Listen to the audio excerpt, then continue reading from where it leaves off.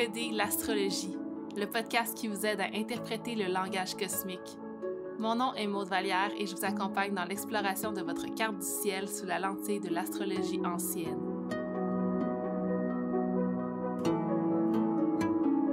Allô tout le monde et bienvenue dans ce nouvel épisode du podcast Décoder l'astrologie. Je suis vraiment excitée d'être de retour aujourd'hui avec vous pour vous présenter cette entrevue. On poursuit la série Astrologie et entrepreneuriat et j'ai reçu Mélina Constantin, une entrepreneure de cœur qui est également acupunctrice doula et qui accompagne les femmes dans la maternité, dans leur cycle menstruel, de la conception jusqu'au postnatal. Donc avec elle, on a parlé de ces sujets-là, on a parlé de l'incarnation de son entreprise dans sa carte du ciel, de ses différents placements, puis de plein de sujets super intéressants. Donc j'ai vraiment hâte que vous puissiez l'écouter. Pour ceux qui auront envie de connecter avec Mélina, je vous mets toutes les informations dans la barre d'infos de l'épisode. Et comme d'habitude, j'avais envie de prendre le temps de vous donner des nouvelles et de jaser en début d'épisode.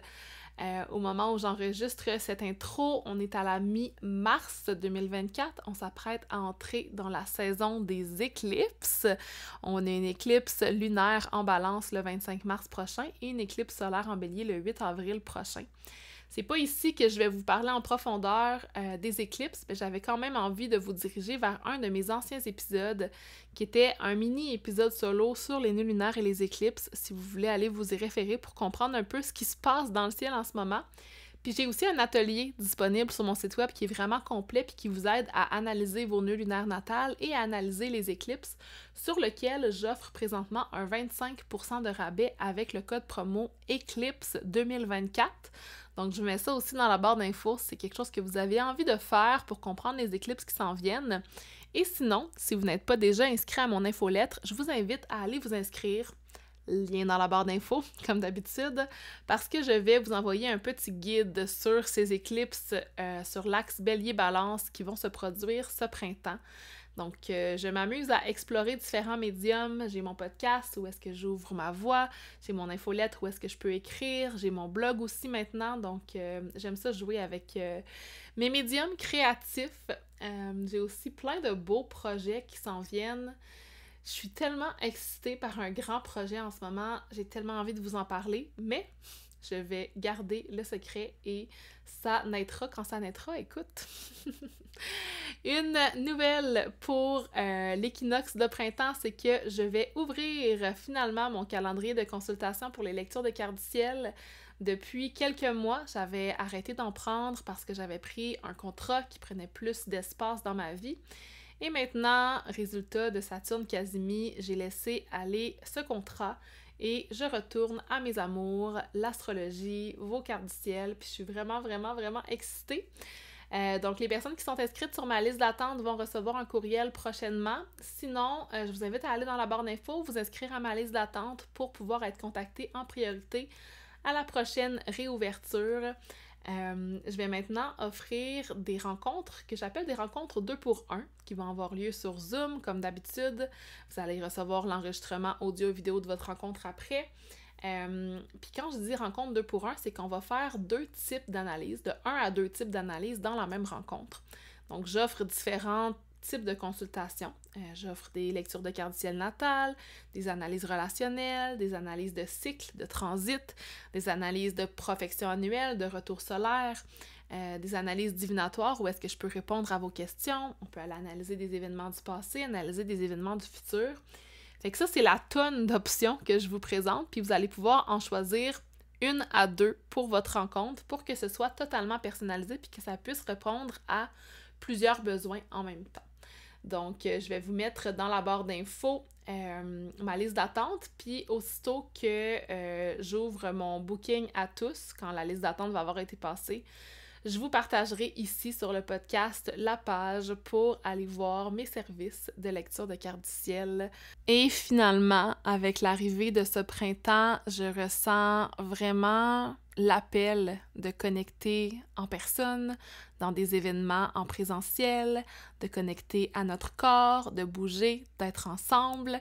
C'est pourquoi moi et Métia, on a lancé la série L'astrologie dans le corps qui va commencer dès la semaine prochaine, le 26 mars à Montréal et qui va avoir lieu aussi à Saint-Jean-sur-Richelieu et à Gatineau. Donc pour les gens de Montréal, Saint-Jean, Gatineau, on va aller faire une série d'ateliers d'incarner chacun des archétypes du zodiaque. Donc le premier sera incarner le bélier et ça s'adresse à toutes les personnes qui s'intéressent à l'astrologie, pas simplement aux personnes qui ont du bélier dans leur carte du ciel, parce que, en quelque sorte, vous avez cet archétype-là à quelque part dans votre roue astrologique. On va parler aussi de votre placement de Mars et des différents transits actuels, donc de la saison des éclipses, de ce qui s'en vient pour la saison du bélier, puis de comment cet archétype-là se présente dans votre vie, dans votre carte du ciel personnelle. Ensuite de ça, on va descendre dans le corps et vous faire ressentir les archétypes astrologiques à travers vos 5 sens. Je pense que ça va être des moments de connexion, des moments de plaisir. On a la série sur le taureau, la série sur le gémeaux qui s'en vient. Je vous mets toutes les dates dans la barre d'infos. Ça commence la semaine prochaine, mardi le 26 mars 2024 au Café des Habitudes en soirée et mercredi le 27 mars 2024 au Gypsy Bohème à Saint-Jean-sur-Richelieu. Toutes les infos sont dans la barre d'infos. On se dirige vers l'épisode.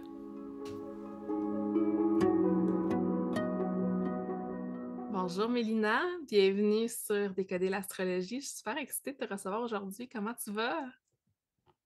Super bien, merci de me recevoir. Toi, comment ça va? Ça va bien. Je trouve ça intéressant parce qu'on enregistre cet épisode sous une lune en taureau, puis tu as ton milieu du ciel en taureau, fait que c'est quand même intéressant. Je dis souvent aux gens que quand la lune passe dans un secteur de notre carte du ciel, c'est comme s'il y a des trucs concrets qui se présentent dans notre vie, puis là, l'enregistrement de podcast pour toi sur ton milieu du ciel, tu vas être vu.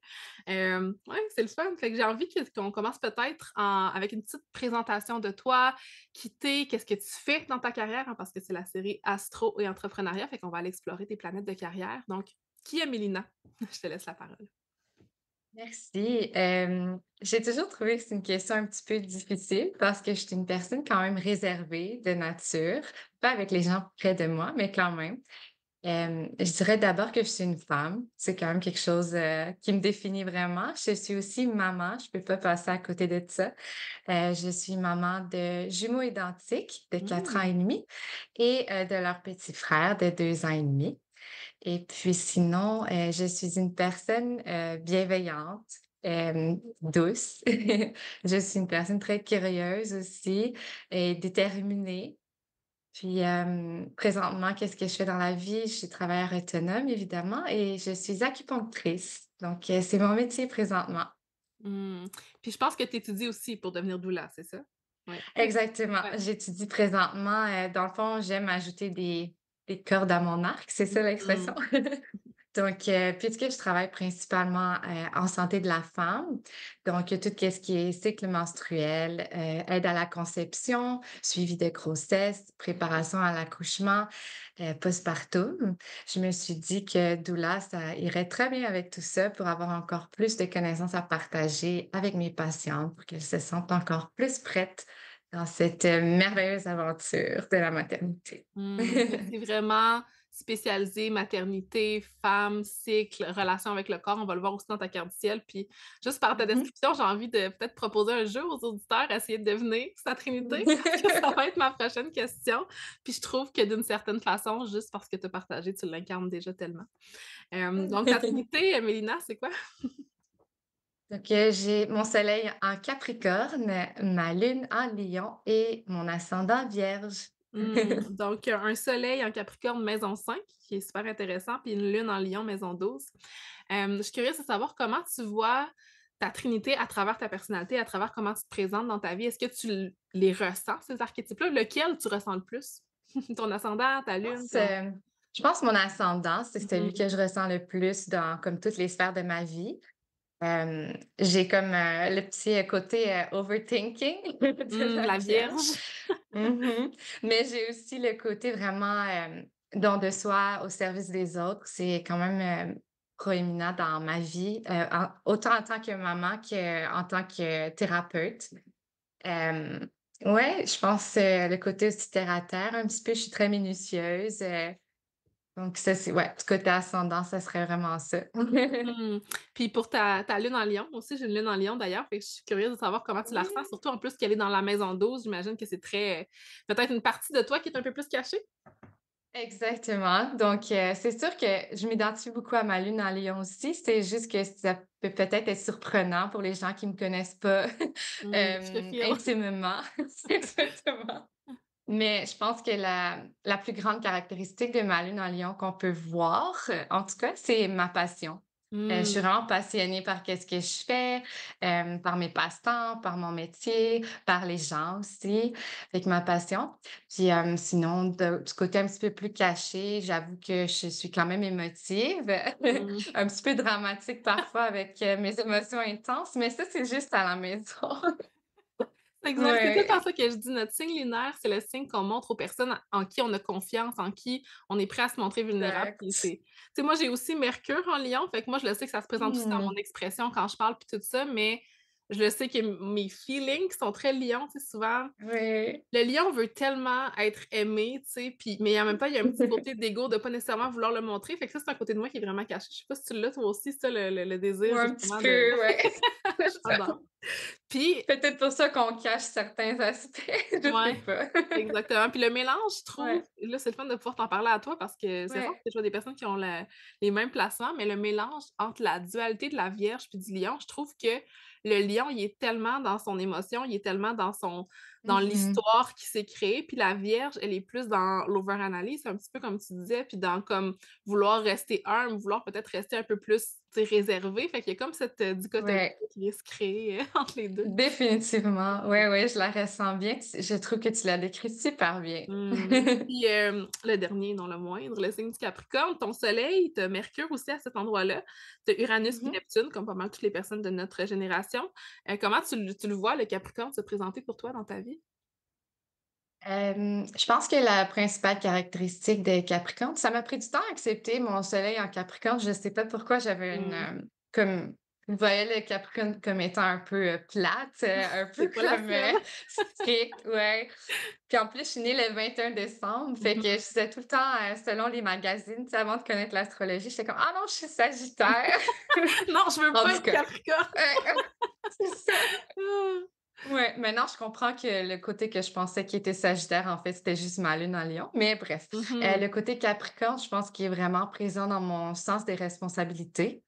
Je prends les choses au sérieux quand même quand c'est au niveau responsabilité. Je suis la plus vieille de ma famille aussi, fait que c'est présent depuis que je suis très Mmh. jeune. Je suis aussi, ben, je suis terre à terre quand même. Je pense que c'est Capricorne aussi. Puis, je fais les choses, lentement, mais de la bonne façon. Je sais Mmh. pas, un petit peu le côté J'adore. de on monte, on peut monter la montagne, mais on prend son temps. Je pense que je suis comme ça aussi, même dans mon Mmh. côté professionnel. Je fais confiance que les choses vont se placer, puis que les efforts que je mets vont, récolter des fruits un jour. Je vais en récolter les fruits un jour. Ouais, je trouve ça vraiment intéressant, puis j'aime beaucoup ta vision du Capricorne, tu sais, parce que souvent on le voit comme étant un signe qui est très, très ambitieux, mais il y a vraiment ce côté-là de lenteur, là, tu sais, c'est au milieu de l'hiver, fait Mmh. qu'on une étape à la fois, on construit quelque chose, on bâtit des Ouais. fondations, puis tu parlais aussi de sens des responsabilités, je trouve ça vraiment super intéressant, puis j'ai hâte de le voir aussi parce que tu as ton soleil en Capricorne, tu as ton Mercure en Capricorne, Mmh. qui est d'ailleurs aussi ta planète de carrière, puis ton maître d'ascendant, Oui, les 2 en même temps. Donc les personnes qui sont ascendant Vierge, le maître de leur maison 10 et le maître de leur maison 1 va être tous les 2 le même étant, Mercure. Donc tu as ta maison 10 en Gémeaux, ta maison ouais. 1 en Vierge. Donc ton Mercure, qui est juste à côté de ton soleil dans le signe du Capricorne en maison 5, va venir représenter vraiment une grande partie de ta vie, une grande partie de ce qui va guider ton chemin, puis ce qui va guider ta carrière aussi. Puis je trouve ça vraiment intéressant parce que dans les premiers épisodes de podcast que j'avais fait sur cette série-là, j'avais reçu Isabelle Fréjot, puis elle a exactement le Mmh. même placement que toi, qui est Mercure en Capricorne maison 5, mais elle travaille dans la sexualité féminine. Oui, Fait que je j'ai trouve écouté son ça épisode, c'est ouais, intéressant. c'est ça, tu as souvent faire des liens avec ta propre carte, puis je trouve ça beau Mmh qu'on mh. puisse avoir ces 2 épisodes-là, puis voir comment le même placement peut se présenter de manière totalement différente, en ayant quand même Ouais. une thématique commune qui est celle de la femme. Puis je trouve ça vraiment hot que ce soit, ben, dans la maison 5 puis que ce soit lié avec la femme parce que la maison 5 en astrologie traditionnelle, on l'appelait la joie de Vénus. Donc, c'était l'endroit où est-ce que Vénus était le plus Mmh. confortable. Puis c'est à partir de cette notion-là qu'on a associé les thématiques de la maison 5 avec Vénus, puis qu'on a eu le plaisir, Mmh. la créativité, les enfants, la sexualité, la romance, tout ce qu'on fait pour cultiver notre joie d'une certaine façon. Puis tu l'as nommé Mmh. dans ce que tu expliquais, tu sais, ce qu'on voit dans toi, c'est beaucoup ta passion, mais ta passion que tu consolides à travers le temps, tu sais, que tu fais avancer d'étape en étape. Puis je trouve déjà que tu es dans cette énergie-là. Puis j'ai donné une formation sur les maisons astrologiques l'été passé, puis je parlais de la maison 5 comme étant un symbole de l'utérus, comme étant vraiment de womb, genre l'énergie créative, le chakra sacré. Puis je trouve Mmh. que ça se présente vraiment aussi dans le genre de choses que tu fais. Donc, je serais curieuse de savoir concrètement dans ce que tu fais, comment tu aides les femmes, comment tu vas toucher à l'énergie de l'enfantement, de la créativité, comment ça se présente dans ta carrière? Oui, beh, dans le fond, mon principal outil présentement, c'est l'acupuncture. Donc, l'acupuncture, c'est un outil de la médecine traditionnelle chinoise. Mhm, Donc, c'est vraiment on prend en compte dans l'entièreté la personne qui est devant nous. Donc, ça fait peut-être partie aussi de mon côté de la Vierge d'aller, récolter toutes les informations. ben oui, puis c'est Fait que vraiment précis là, l'acupuncture aussi, tu sais, puis exactement, merci, très ouais. mercurien, j'aime ça. Ouais. Fait que, ouais, donc je récolte toutes les informations, chaque détail est important. Souvent, c'est quelque chose que les femmes aiment. Ils aiment en parler parce que, dans la médecine traditionnelle, mettons, occidentale, on passe un petit peu par-dessus les maux que les femmes peuvent vivre quand c'est relié à nos menstruations. C'est un petit peu comme diminué. Mhm, Donc, la première chose, c'est ça, c'est de récolter les informations et après, avec ça, je fais un bilan énergétique et à partir de ce bilan énergétique-là, je peux choisir les points les plus appropriés pour la personne qui est devant moi. Parce que chaque personne est unique. Donc, par exemple, pour un trouble menstruel, si tu as des douleurs menstruelles, ça se peut que je ne te fasse pas les mêmes points qu'à quelqu'un d'autre qui vient me voir aussi pour un trouble menstruel. Sinon, c'est pour ça que j'ai commencé aussi les études, en tant que doula, c'est parce que je trouve que je partage pas assez mes connaissances. C'est mmh. vraiment important pour Allô, moi, Mercure. tu sais, ouais, c'est ça. C'est juste, je vois pas à quoi ça servirait d'avoir, fait autant de formations, si je peux pas partager les informations. Fait que, ça serait comme c'est un autre chapeau en développement, mettons. Mmh, tu as un désir de J'aimerais transmission, là. vraiment voilà, vraiment, j'ai un désir de transmission. J'ai fait énormément de formations en santé de la femme déjà, que ce soit, le cycle menstruel, que ce soit la grossesse, les maux de grossesse, comment les rééquilibrer et tout ça. Donc oui, donc concrètement, j'aide, à vivre une belle grossesse, à vivre un bon cycle menstruel, à avoir le plus bel accouchement possible, dans les mesures du possible. On peut jamais prévoir comment ça va se passer. Mais ouais, puis là, je suis, ouais, je me dirige vers essayer de peut-être faire des petites formations, peut-être faire des cours Mmh. prénataux. J'ai beaucoup d'idées, mais j'essaie justement récemment d'accepter le fait de pas tout planifier d'avance, puis de juste Mmh. go with the flow un petit peu. Fait Ouais, que ouais.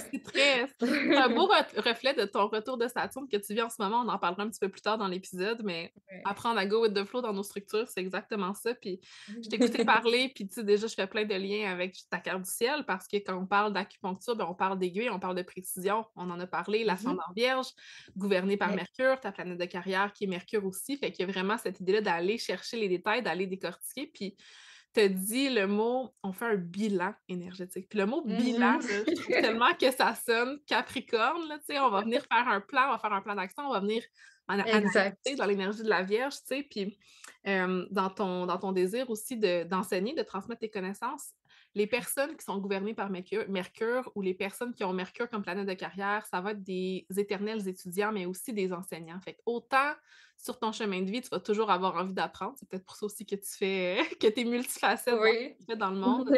Puis, autant, ben, tu vas avoir aussi envie de transmettre, tu as cette capacité-là. Puis, sûrement que les gens m'ont déjà entendu le dire souvent sur le podcast, mais tu as ton soleil en Capricorne qui est super près de Mercure, donc ton Mercure est à 4 degrés, ton soleil est à 0 degré, ça aussi, j'aimerais ça qu'on en parle.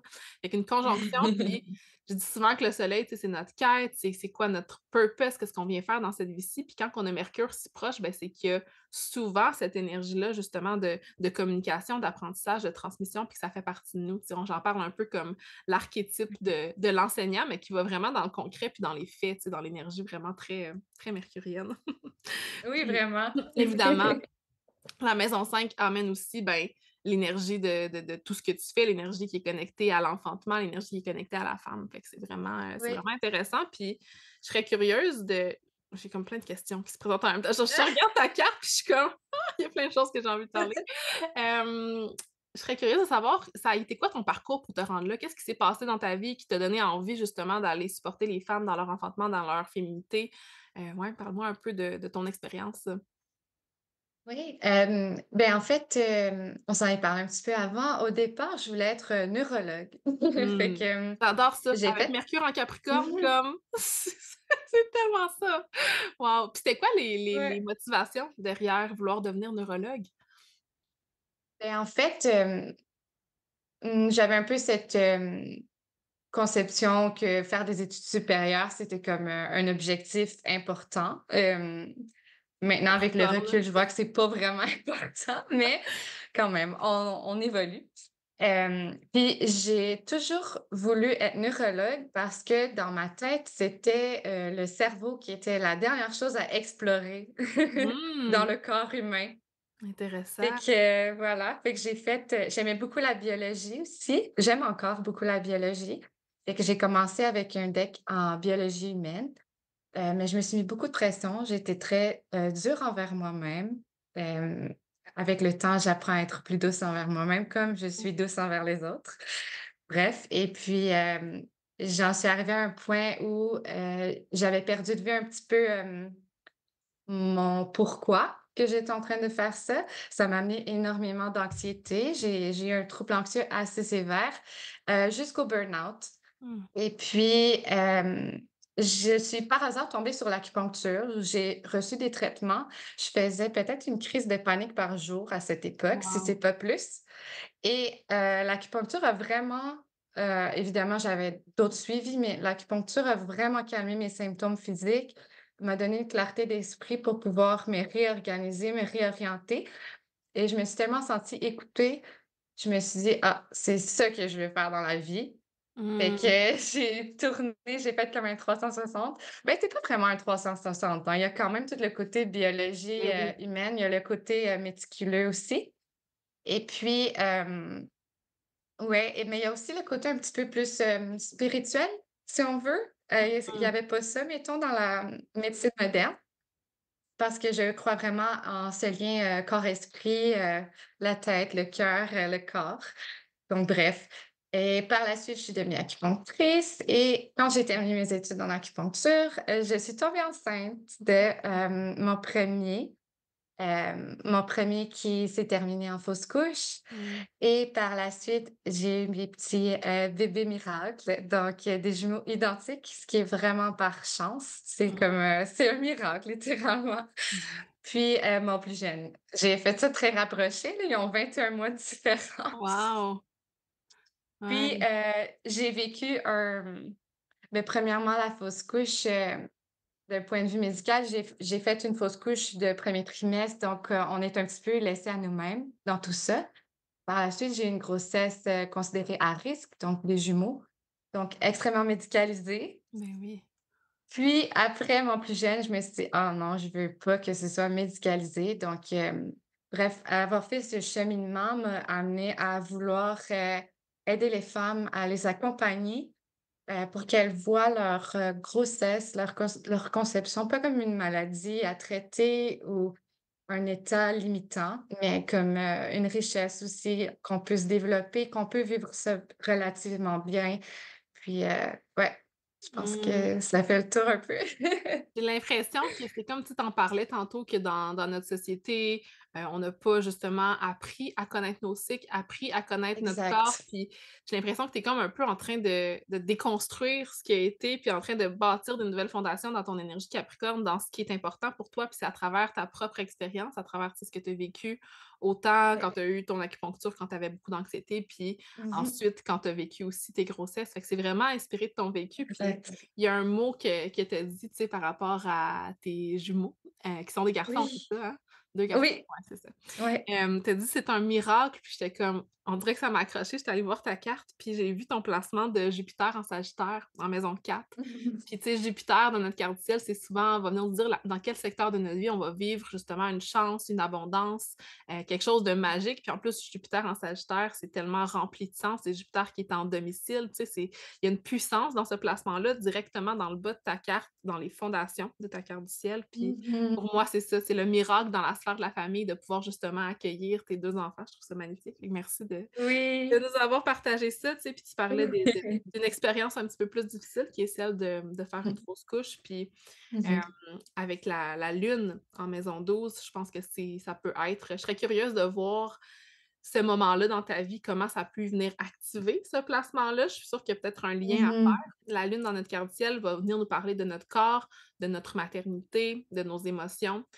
Puis en plus qu'elle soit placée dans la maison 12, je trouve ça intéressant parce que je dis souvent que la maison 12, ben, c'est l'endroit où est-ce qu'on se trouvait avant de naître, avant qu'on ait notre ascendant dans la maison 1. Fait que c'est quand on était dans le ventre de la Mmh. mère. Fait qu'il y a aussi des liens avec la maternité. Tu me disais aussi que Mmh. l'acupuncture, ça venait toucher un aspect spirituel de toi, tu sais, un petit peu plus, Ouais. qui est connecté à quelque chose d'invisible d'une certaine façon avec la Oui. maison 12. Fait que je pense que à travers ce que tu fais, il y a un pourquoi qui part aussi vraiment de quelque chose qui est deep, qui est vraiment thématique de la maison 12, qui est vraiment connecté, là.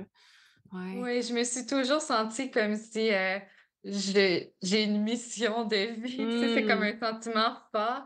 C'était pas toujours clair, c'était quoi ma mission de vie, mais j'ai toujours eu ce sentiment-là et même si je suis, méthodique, terre à terre et cetera, je suis très, très connectée à mon intuition. Fait que Mmh. parfois, même quand j'écoute, je récolte toutes les informations, mais parfois je dois choisir un point. Je pourrais même pas te dire exactement pourquoi, je me dis juste: «Ah, cette personne, elle a besoin de ce point-là». Tu sais, il y a vraiment un côté Mmh. aussi, intuitif, dans qu'est-ce que je fais. C'est pas calculé, là, mais il est comme calculé et intuitif, C'est si ça, ben, on tu sais, veut.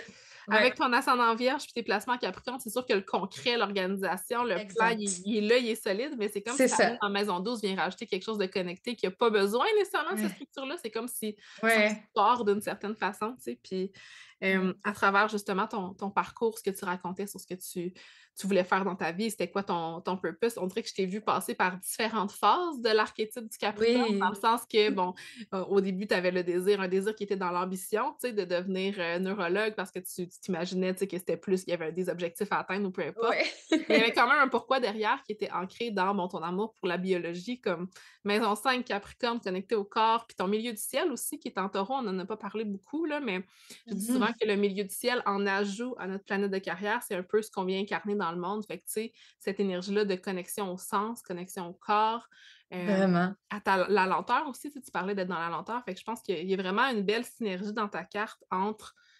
la maison 1, ton ascendant Vierge, ton soleil en Capricorne, puis ton milieu du ciel en Taureau. C'est comme si tu tous les éléments de la terre qui Mmh. viennent justement te supporter à travers ça. Puis, à travers le temps, tu sais, quand tu es venue décider ce que tu voulais faire, ben, j'ai l'impression que tu es là pour un peu partager des nouvelles fondations aux femmes que tu accompagnes, Mmh. tu sais, une nouvelle façon justement de venir se supporter, une nouvelle façon de changer les traditions de notre culture. Puis il y a quelque chose qui est très ça peut sembler très verso parce que souvent quand on pense à innover, on s'en va dans l'énergie du Oui. verso, mais de venir retravailler justement nos racines, je trouve que ça fait très Capricorne, aussi. Oui, oui, exactement, ouais. Ouais. Mais c'est, comme tu dis de l'échanger, mais je le vois aussi d'une façon comme de revenir à ses racines, en fait, parce Mmh. que les femmes, on sait comment porter un enfant pour celles qui le désirent. On sait comment accoucher, le corps le sait.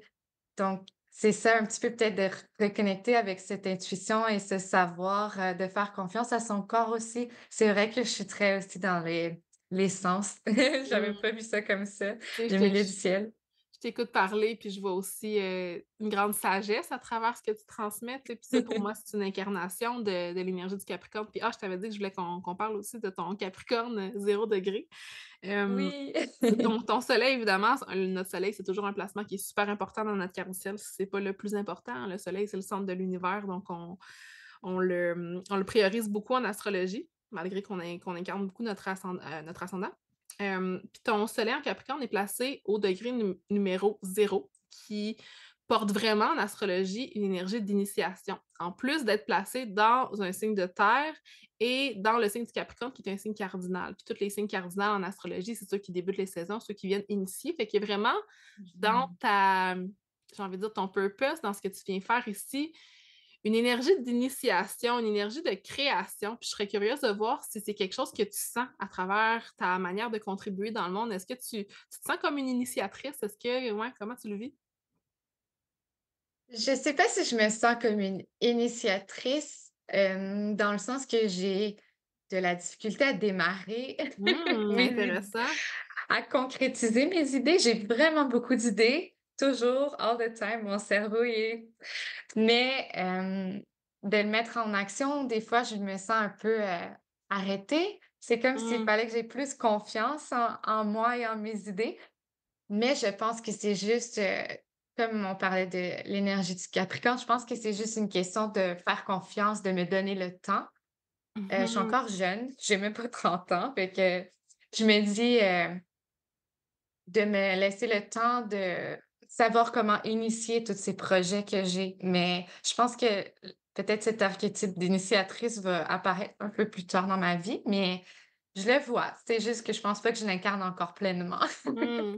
Mais tu sais, on s'entend que dans le processus de création, quand on parle de Mmh. l'initiation, ça peut être juste le moment où ce que l'allumette allume, puis c'est le spark, ou ça peut être juste le moment où ce que la petite pousse sort du sol. Fait que tu sais, le fait que tes C'est vrai, idées naissent, ça peut c'est être vrai, quand c'est même vrai. intéressant à observer parce que les idées naissent, mais c'est pas parce qu'ils sont pas concrétisés et qu'on va jusqu'à la fin. Puis je pense que ça, c'est un C'est truc qui vrai. est très intéressant dans l'observation des signes cardinaux, les signes cardinales, c'est que Mmh. justement, il va avoir cette capacité-là à avoir l'idée, à avoir la pulsion d'initier, mais après ça, c'est comment le garder fixe dans le temps. Puis c'est justement les signes fixes comme le Taureau, Mmh. Verseau, Scorpion, Lion qui vont venir nous aider à faire ça, mais je trouve ça intéressant de le voir de cette manière-là aussi, tu sais, que Ah c'est comme si tu es oui! bloqué sur le zéro. C'est ça. Pas vraiment ça, là, je suis sûre que tu inities quand même des choses puis que tu as créé des belles choses dans le monde, là, je sais pas Non, si c'est mais blague, oui. mais ouais, il y a Oui, je comme, sais.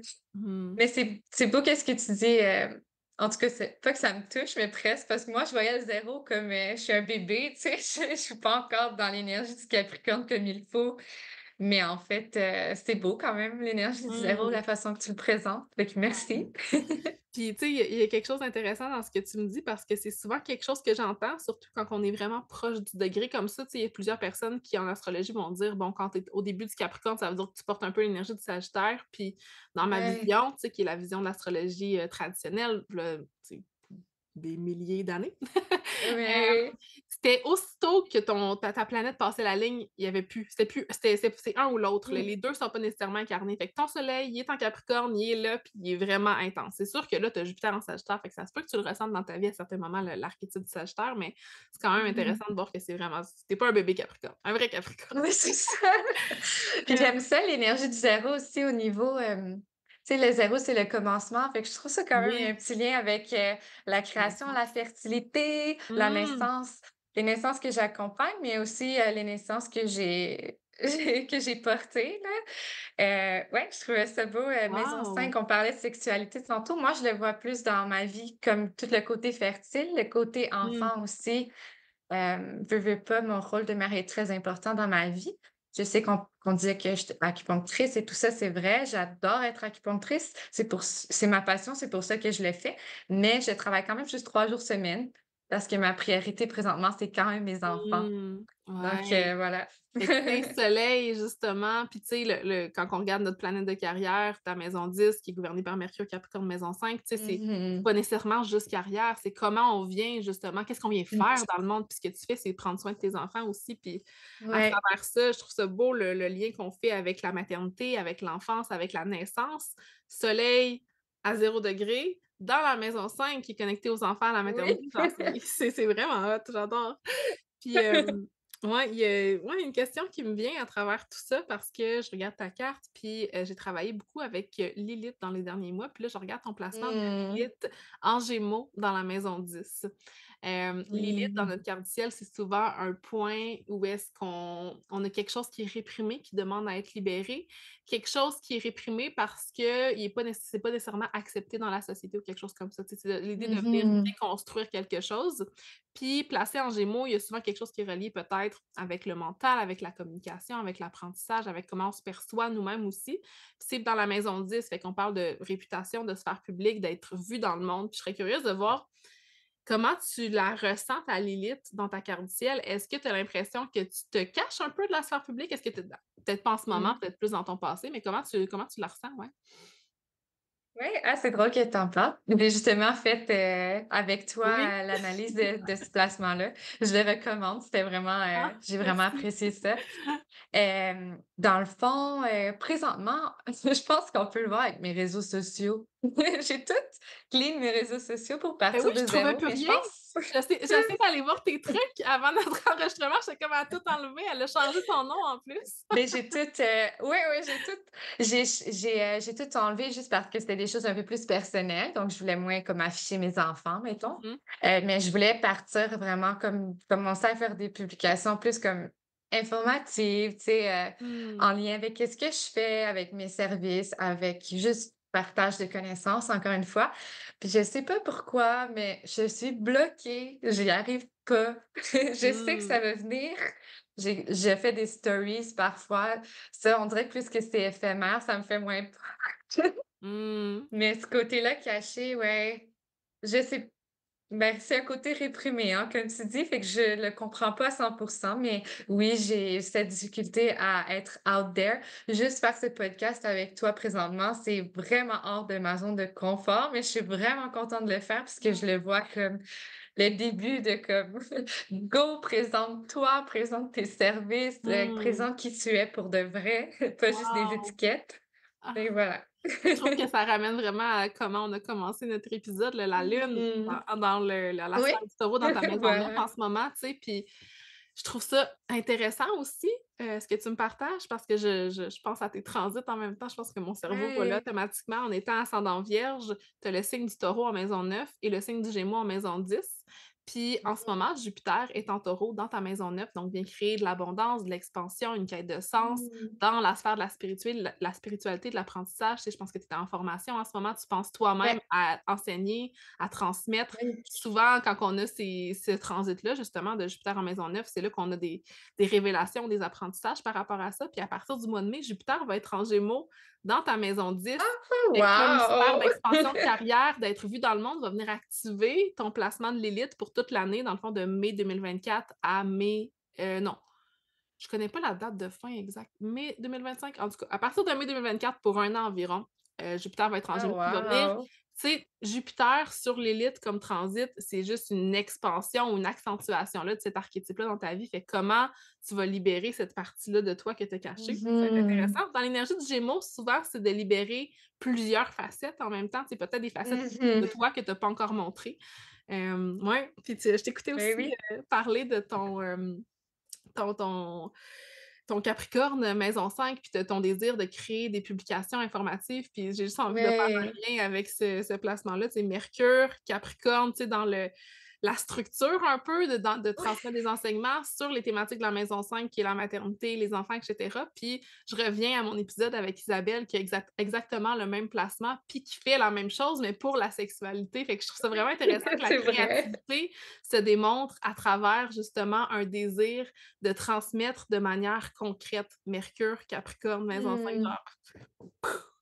Une autre chose qui m'arrête avec mes placements, mettons, moi j'aime, tu sais, je suis detail oriented, Mmh puis j'aime quand les choses sont belles. Je pense que le, milieu du ciel mh. en Taureau, ça en fait partie. Fait que là, de choisir mes couleurs, de, tu sais, faire les publications pour qu'elles soient belles, c'est comme vraiment important pour moi, mais Et en même oui. temps, il faut que je let go un petit peu de ce côté perfectionniste parce qu'à la fin, mon but principal, c'est de transmettre l'information. Ouais, ouais, je te file. Ouais.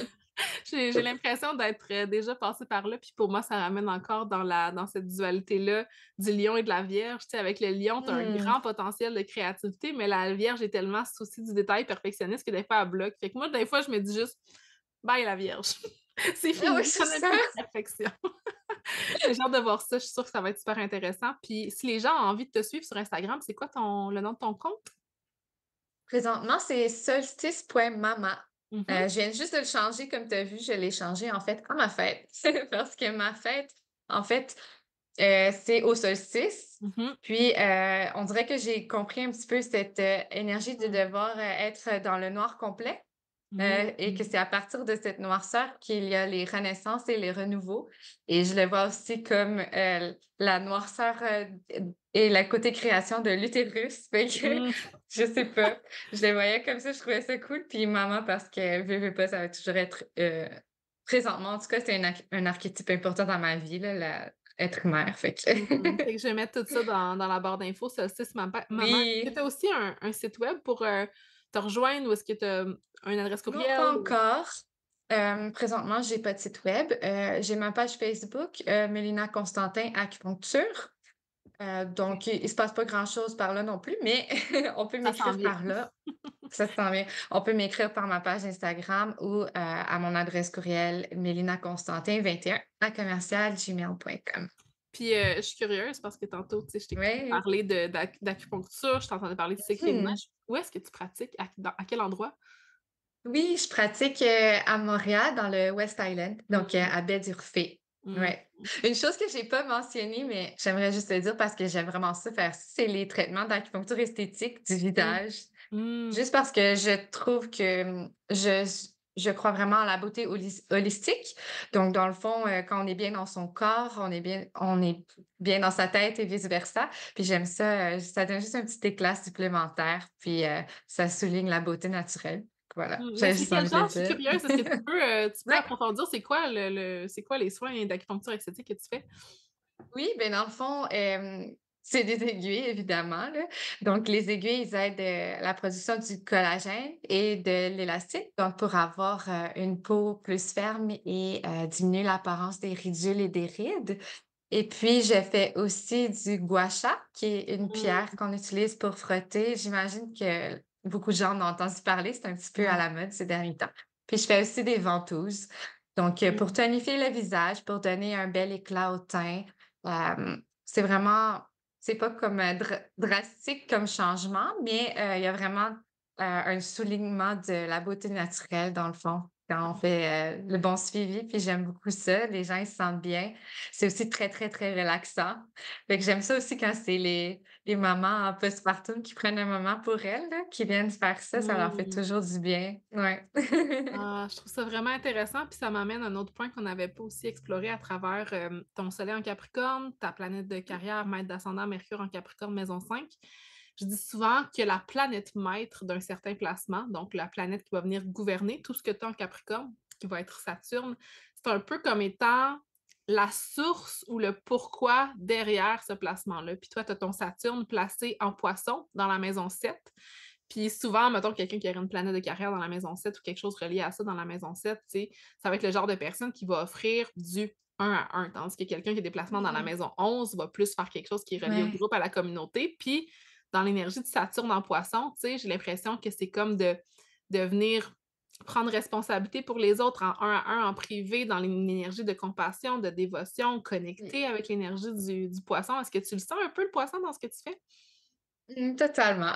Ouais, Mhm. comme tu dis, de vraiment prendre soin des autres comme ça m'apporte du bonheur littéralement. J'aime ça, aider les gens à prendre soin d'eux-mêmes aussi. Mhm. C'est pas juste moi. Dans le fond, moi, je dis tout le temps à mes aiguilles, c'est pas moi qui fais la magie, c'est le corps de ma patiente qui fait la magie. Moi, je fais juste lui rappeler comment faire cette magie-là. Wow! C'est vraiment beau. Puis tantôt, tu as Oui. nommé, puis ça m'avait fait penser justement à ton placement de Saturne en Poisson, tu as dit que tu faisais un bilan énergétique. Fait que là, moi, je vois Ouais. Saturne, Poisson, maison 7, puis je suis comme: «OK, Saturne, bilan, Poisson énergétique, maison 7 avec tes clients». C'est quoi un bilan énergétique? Peux-tu m'expliquer? Oui, ben, dans le fond, c'est avec toutes les informations que je récolte, je suis capable de voir parce que la médecine chinoise, elle se base, c'est une médecine énergétique et elle se base sur, dans le fond, les sphères organiques. Chaque organe a un ensemble de fonctions et s'exprime de différentes façons. Donc moi, avec toutes les informations que je récolte, je suis capable de voir les déséquilibres sont où. Puis ça donne un bilan énergétique, puis c'est à partir de ce bilan-là que je peux choisir mes points. Donc, c'est rare que je nomme le bilan énergétique à mes patients juste parce que c'est littéralement du chinois. Ouais, c'est ça. Mais mais par contre, avec ce bilan-là, je suis capable de donner quand même quelques petits conseils, par exemple, des conseils alimentaires, pour supporter les organes qui sont en déséquilibre. Je donne aussi toujours un plan de traitement structuré. Un Je plan. pense que ça fait partie de ma personnalité. Puis ouais, je peux donner des petits trucs, c'est comment prendre soin de certaines, choses que je vois dans le fond pour essayer d'atteindre l'équilibre. L'équilibre, c'est toujours changeant évidemment, mais ouais, voilà. Mmh. J'aime ça, tu sais, parce que tu me parles de structure puis de plan, mais tu le fais tellement dans une énergie qui est dans la douceur, dans la bienveillance. Puis moi, Oui. c'est comme je te vois en ce moment, puis c'est l'archétype de Saturne en Poisson qui se présente devant moi. Puis en ce moment, ben, Saturne est en Poisson, donc tu es dans ton retour de Mmh. Saturne. Pour ceux qui ne savent pas c'est quoi un retour de Saturne, c'est le moment où est-ce que Saturne revient exactement où il était au moment de ta naissance. Donc, Mélina avait Saturne en Poisson maison 7. Fait que Saturne en ce moment est à 4 degrés, ton Saturne est à 7 degrés. Fait que bientôt, tu vas voir justement l'aspect exact. Est-ce que tu le sens depuis que Saturne est entré en Poisson, en mars dernier, qu'il y a quelque chose qui bouge par rapport aux relations peut-être, par rapport à tes clients, la maison 7? Comment tu le ressens? Je le ressens principalement, au niveau de trouver un équilibre entre prendre soin de moi-même et prendre soin des autres. Mmh. Donc, je suis une personne très dévouée à ce que je fais. Donc, prendre soin des autres, c'est vraiment pas un problème. Mais, je depuis mon retour, de Saturne, j'ai l'impression que je prends beaucoup plus soin de moi aussi. Parce que pour moi, c'est juste logique d'incarner physiquement qu'est-ce que je preach, mettons. Mmh. Donc, j'ai plus de compassion et de douceur envers moi-même. Je prends soin de ma santé aussi et ça me permet juste d'être encore plus présente pour les autres, autant dans mes relations personnelles que dans mes relations avec mes patients. Mmh. C'est un bel apprentissage, puis je pense que ça démontre comme quoi le retour de Saturne, c'est pas nécessairement un gros événement de vie qui va tout transformer. Tu sais, ça peut être juste une prise de conscience qui t'amène à changer les structures de ta vie pour que ce soit plus en service. Puis je pense que c'est ça aussi l'énergie de Saturne en Poisson, c'est comme quelle structure je vais installer dans ma vie pour que ce soit en service à mes besoins émotionnels. Puis ça vient activer aussi une opposition que tu as dans ta carte natale, une opposition entre ton ascendant et Mars, qui sont en conjonction dans la maison 1, et Saturne en maison 7. Fait que tu as comme une opposition Mars-Saturne. En astrologie traditionnelle, on Mhm. aurait appelé ça une opposition des maléfiques. Fait que ça, c'est un. Pour moi, tu sais, Mars sur l'ascendant, c'est un placement qui est très prompt pour le burn-out, dans le sens que tu sais, Mhm. tu vas tellement vouloir donner, donner, puis là, en ayant Saturne en maison 7, c'est que tu portes une responsabilité qui appartient aux autres à certains moments. Fait que l'activation de cet axe-là avec Saturne qui est là en ce moment, c'est comme OK, j'ai compris maintenant comment je restructure ça dans ma vie. Puis on va voir à travers le temps comment ça se présente. Puis tu as parlé justement que tu en avais fait un épuisement ou que tu avais vécu de l'anxiété aussi. Puis il y a un autre placement dans ta carte qui est autant ton Mars sur l'ascendant en Vierge, fait qu'on va beaucoup dans tout ce qui est la sphère du mental, puis nos pensées, puis l'anxiété, puis tout ça. Ouais. Mais autant aussi ta conjonction Soleil-Mercure. Il y a une condition en astrologie traditionnelle qui s'appelle en combustion. Puis ça, c'est quand une planète tellement proche du Soleil qu'elle vient brûler. Puis Mercure, Mhm. ben, c'est ton maître d'ascendant. Donc, c'est la planète qui gouverne ton corps, qui tu es, ton identité. Fait que ça se peut qu'avec ce placement-là dans ta carte ciel, tu sois plus prompt justement à aller au bout de ta limite ou à aller te brûler. Mais là, je comprends que tu l'as déjà vécu puis que tu l'as compris. Fait que, tu sais, Exact. comme Ouais. c'est beau de le voir justement après que ça se soit passé, puis maintenant que c'est intégré, tu sais. Je te sens plus maintenant Oui. dans la transmission de ça, tu sais, plutôt que de le vivre toi-même, là. Oui, ben, j'ai vraiment appris à écouter les signes de mon corps, en fait Ouais. et c'est une chose que j'aime transmettre dans le fond, c'est de vraiment porter attention aux signaux que ton corps te donne parce qu'il te parle, ton corps, tu sais. Mmh. C'est Fait ça. que ouais. Porter attention, ça fait très mercurien ça aussi. Mmh C'est être en observation pour comprendre là, tu sais, fait que ouais. Exact, ouais. J'adore, merci Mélina. J'ai fait le tour pas mal de ta carte du ciel. C'était vraiment un bel échange qu'on a eu aujourd'hui. Est-ce qu'il y a quelque chose que tu avais envie de partager avant qu'on finisse ou est-ce qu'on avait fait, le tour de ce que tu as à offrir? Et je trouve qu'on a fait le tour. Je suis vraiment contente, d'avoir, fait ça avec toi. Oui. J'espère que ça va permettre aux gens, de me connaître un peu plus parce que je te dirais que mes patients même, ils me connaissent pas vraiment. Tout le monde sait que je suis douce et bienveillante et à l'écoute, mais tout ce que je t'ai partagé, je l'ai jamais partagé dans la sphère publique. Ah, je me Fait sens full que, honorée.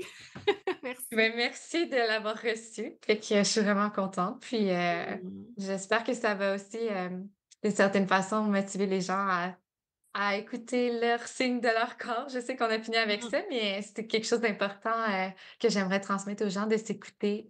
Oui, puis tu sais, je les invite vraiment à aller te suivre pour voir ce que tu vas transmettre justement par rapport à ça. Je Ouais. vais mettre toutes les informations, ton compte Instagram, ta page Facebook dans la barre d'infos de l'épisode. Merci pour ta sagesse, ton ouverture. Merci de nous partager ça. Je trouve ça intéressant que tu dises que tu l'avais pas partagé avant parce que souvent, c'est ça, tu sais, ça tourne en maison 7, on a la responsabilité des autres, on prend soin des autres, mais il y a comme Exact. toi, il y a pas l'autre côté, la Non, réciprocité c'est qui se ça. présente, fait que ouais, je suis contente d'avoir pu t'ouvrir l'espace pour ça, puis, ouais, j'ai beaucoup, été inspirée par notre discussion.